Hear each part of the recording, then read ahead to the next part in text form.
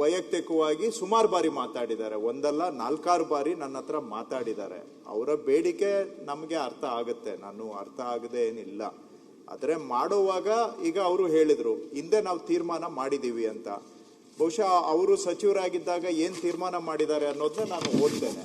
ಅಬಕಾರಿ ಇಲಾಖೆಯಿಂದ ಕಂದಾಯ ಇಲಾಖೆಗೆ ಕೆಳಕಂಡ ಜಮೀನುಗಳನ್ನು ವರ್ಗ ಮಾಡಲು ಆ ಸಂದರ್ಭದಲ್ಲಿ ಏನ್ ಮಾಡಬೇಕು ಅಂತ 5 ಕಂಡೀಷನ್ ಹಾಕಿದ್ದಾರೆ.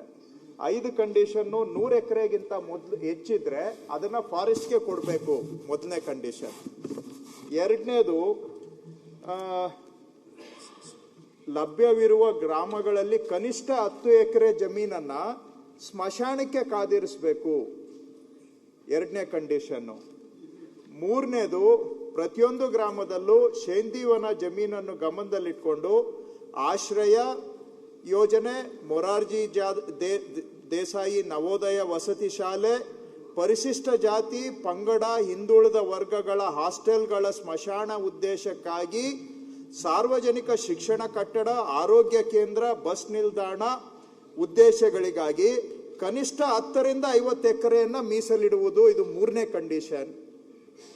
4ನೇದು, ಪ್ರತಿ ಗ್ರಾಮ ಪಂಚಾಯಿತಿ ಕೇಂದ್ರಕ್ಕೆ ಸಂಬಂಧಿಸಿದಂತೆ ಕೋಮು ಗಲಭೆಗಳ ಪ್ರಕರಣಗಳಲ್ಲಿ ಸಂತ್ರಸ್ತರಾದ ಜನರಿಗೆ ಹಾಗೂ ಪರಿಶಿಷ್ಟ ಜಾತಿ ಪಂಗಡಗಳ ಕುಟುಂಬಗಳ ಮೇಲೆ ದೌರ್ಜನ್ಯ ನಡೆದು ಸಂತ್ರಸ್ತರಾದ ಕುಟುಂಬಗಳಿಗೆ ಕನಿಷ್ಠ 100 ಎಕರೆ ಜಮೀನನ್ನು ಉದ್ದೇಶಕ್ಕಾಗಿ ಮೀಸಲಿರಿಸುವುದು, ಇದು 4ನೇ ಕಂಡೀಷನ್. 5ನೇ ಕಂಡೀಷನ್ನು, ಇದೆಲ್ಲ ಆದ್ಮೇಲೆ ಭೂರಹಿತ ಹಾಗೂ ಅತಿ ಸಣ್ಣ ಹಿಡುವಳಿದಾರರು 90ಕ್ಕೆ ಹಿಂದಿನಿಂದಲೂ ಬಗರುಕುಂ ಸಾಗುವಳಿ ಮಾಡಿರುವ ಜಮೀನನ್ನು ಸ್ವಂತ ಇಳುವಳಿ ಜಮೀನನ್ನಾಗಿ ಸೇರಿದಂತೆ 5 ಎಕರೆ ಮಿತಿಗೆ ಒಳಪಟ್ಟು ಸಕ್ರಮಗೊಳಿಸುವುದು, ಇದು 5th ಕಂಡೀಷನ್. ಈ ಕಂಡೀಷನ್ಸ್ ಪ್ರಕಾರ ಹೋದ್ರೆ ಯಾಕೆ ಈಗ ಮತ್ತೊಂದು ಕಮಿಟಿ ಮಾಡಿದಿರಿ ಅಂತ ಕೇಳ್ತಾರೆ. ನಾನು ಇದನ್ನೇ ಯಥಾವತ್ತಾಗಿ ನಾನು ಸರ್ಕ್ಯುಲೇಟ್ ಮಾಡಬಹುದು. ಇದು 2003ರಲ್ಲಿ ಆಗಿರೋ ಆದೇಶ, ಯಾಕೆ ಗೊಂದಲ ಅಂತ ಅವ್ರು ಕೇಳ್ತಾ ಇದ್ದಾರೆ. ಇದನ್ನ ಯಥಾವತ್ತಾಗಿ ನಾನು ಕಳಿಸ್ಕೊಟ್ರೆ ಆಗೋ ಕೆಲಸನೂ ಆಗೋದಿಲ್ಲ. ಅದು ನನ್ನ ಭಾವನೆ. ಹಾಗಾಗಿ ಒಂದ್ ನಿಮಿಷ, 2001ರಲ್ಲಿ ಆದೇಶ ಆಗಿರ್ತಕ್ಕಂಥದ್ದು ಅದನ್ನ ಹೇಳಿ. 2003 5 ಆದೇಶಗಳಾಗಿದೆ. 2001ರಲ್ಲಿ ನಾನು ಕ್ಯಾಬಿನೆಟ್ ಕೂತಾಗ ತೀರ್ಮಾನ ಮಾಡಿರ್ತಕ್ಕಂಥದ್ದು ಏನು ಅದನ್ನ ಓದಿ ಮೊದಲು. ಮಾನ್ಯ ಅಧ್ಯಕ್ಷರೇ, 2001ರ ಸಂಪುಟ ತೀರ್ಮಾನದ ಅನ್ವಯ ಇಶ್ಯೂ ಆಗಿರುವ ಸರ್ಕಾರಿ ಆದೇಶ 3ರಲ್ಲಿ ಇಶ್ಯೂ ಆಗಿದೆ.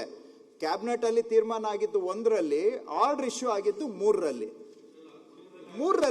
ಆಯ್ತು, ಬೇರೆ ಕೊಡಿ.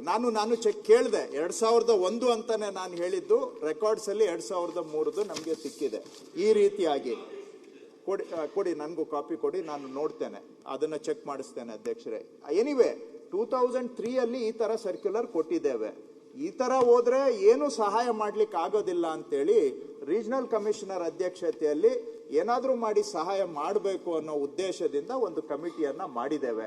ಇದನ್ನ 2001 ಎಲ್ಲ ತಗೊಂಡು ಸ್ವಲ್ಪ ಸರಳೀಕರಣ ಮಾಡಿ ಸಹಾಯ ಆಗೋ ರೀತಿಯಲ್ಲಿ ತೀರ್ಮಾನ ಮಾಡಬೇಕು ಅನ್ನೋದು ನಮ್ಮ ಉದ್ದೇಶ.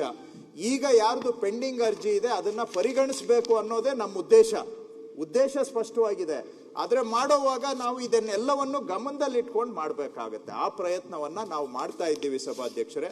2ನೇದು, ಶೇಂದಿವನ ಅಂದ್ರೆ ಹಿಂದೆ ಅವರೇ ಹೇಳಿದಾಗೆ ಈ ಶರ ಇಳಿಸ್ಲಿಕ್ಕೆ ಅಂದ್ರೆ ಇದಿದ್ದಾಗ, ಯಾವುದು ಎಂಡ ಇದ್ದಾಗ ಅವುಗಳನ್ನ ಇಳಿಸ್ಲಿಕ್ಕೆ ಆ ಕುಲ ಕಸುಬು ಇತ್ತು. ಕೆಲವರು ಅದೇ ಕಸುಬನ್ನ ನಂಬ್ಕೊಂಡಿದ್ರು. ಅದಕ್ಕೋಸ್ಕರ ಸ್ವಲ್ಪ ಪ್ರದೇಶವನ್ನ ಕಾದಿರಿಸಿ ಅಲ್ಲಿ ಈಚಲು ಶೇಂದಿವನ ಅಥವಾ ಈಚಲು ವನ ಅಂತ 2 ಪದ ಬಳಕೆ ಮಾಡ್ತಾರೆ.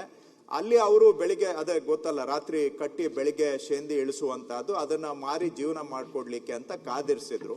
ಆದ್ರೆ ಆ ವೃತ್ತಿ ನಾವು ಬ್ಯಾನು ಮಾಡಿದ್ದೇವೆ, ಆ ವೃತ್ತಿನೂ ಹೊರಟೋಯ್ತು. ಹೋದ್ಮೇಲೆ ಇವೆಲ್ಲ ಸಾಗುವಳಿ ಮಾಡ್ಕೊಂಡ್ಬಿಟ್ಟಿದ್ದಾರೆ ಕೆಲವು ಕಡೆ ಎಲ್ಲ. ಇದನ್ನ ಬೇರೆ ಪಬ್ಲಿಕ್ ಪರ್ಪಸಸ್ಗೂ ನಾವು ಕೊಟ್ಬಿಟ್ಟಿದ್ದೇವೆ. ಸೊ ಇದು ಶೇಂದಿವನದ ಮೂಲ ಹಿನ್ನೆಲೆ. ಅದು ಹಿಂದೆ ಕಂದಾಯ ಜಮೀನ್ ಆಗಿದ್ರೂ ಕೂಡ ಇದನ್ನ ಅಬಕಾರಿ ಇಲಾಖೆ ಸುಪರ್ದಿಗೆ ವಹಿಸಲಾಗಿತ್ತು. ಅದನ್ನ ವಾಪಸ್ಸು ಸರ್ಕಾರಕ್ಕೆ ತೆಗೆದುಕೊಳ್ಳುವಂತ, ಅಂದ್ರೆ ಕಂದಾಯ ಇಲಾಖೆಗೆ ತೆಗೆದುಕೊಳ್ಳುವಂತ ತೀರ್ಮಾನನೂ ಕೂಡ ಹಿಂದೆ ಆಗಿದೆ. ಸೊ ಇಷ್ಟು ತಮ್ಮ ಕೇಳಿದ ಪ್ರಶ್ನೆಗಳಿಗೆ. ಆದ್ರೆ ನಾನು 2001 ತೆಗೆಸಿ ನೋಡ್ತೇನೆ. ನನ್ನ ಹತ್ರ ಇರೋದು 2003 ಗವರ್ಮೆಂಟ್ ಆರ್ಡರ್ ಸಿಕ್ಕಿದೆ. ಒಂದನ್ನು ತಗೊಳ್ತೇನೆ. ಸಹಾಯ ಮಾಡಬೇಕು ಅನ್ನೋದೇ ನಮ್ಮ ಉದ್ದೇಶ. ಪ್ರಯತ್ನ ಮಾಡ್ತಾ ಇದ್ದೀವಿ ಅಧ್ಯಕ್ಷರು.